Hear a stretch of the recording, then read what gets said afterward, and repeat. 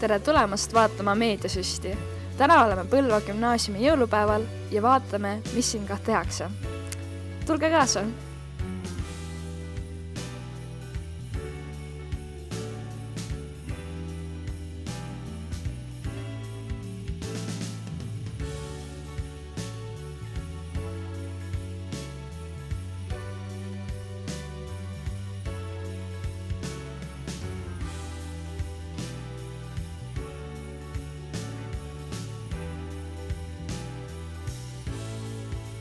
Räägi mulle, millises töötoas sa olid? Ma olin kahuutimise töötoas.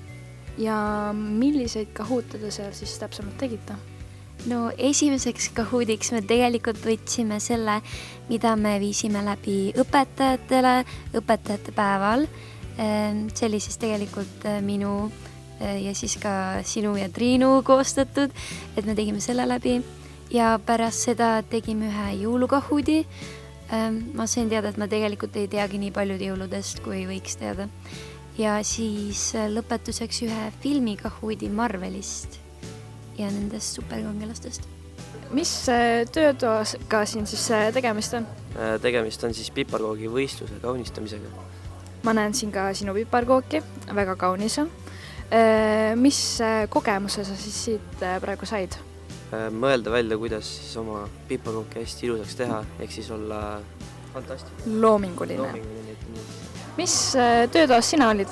Mina olin Helle-Mari töötoas ja seal me siis lõikasime ajalehtedest välja erinevaid sõnu, panime neid kokku, tegime natuke luulet.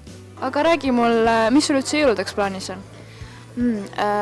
Jõulude ajal ma olen oma perega, selline traditsiooniline koosolemine ja peale jõule ma sõidan ära Saksamaale. Põnev! Aga räägi meie vaatajatele, kas sul on võib-olla mõni kingi, selline nipp või trikk või soovitus?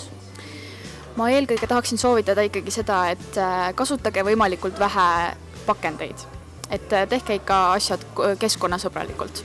See on minu ainuke soovitus. Räägi mulle, oleks sul mõni soovitus meie vaatajatele näiteks kingisoovide osas? Ma arvan, et kõige parem on kinkida aega. See kõlab küll hästi cheesilt ja mõtetult, aga näiteks meie ei tee sellel aastal perega üldse jõulukinke.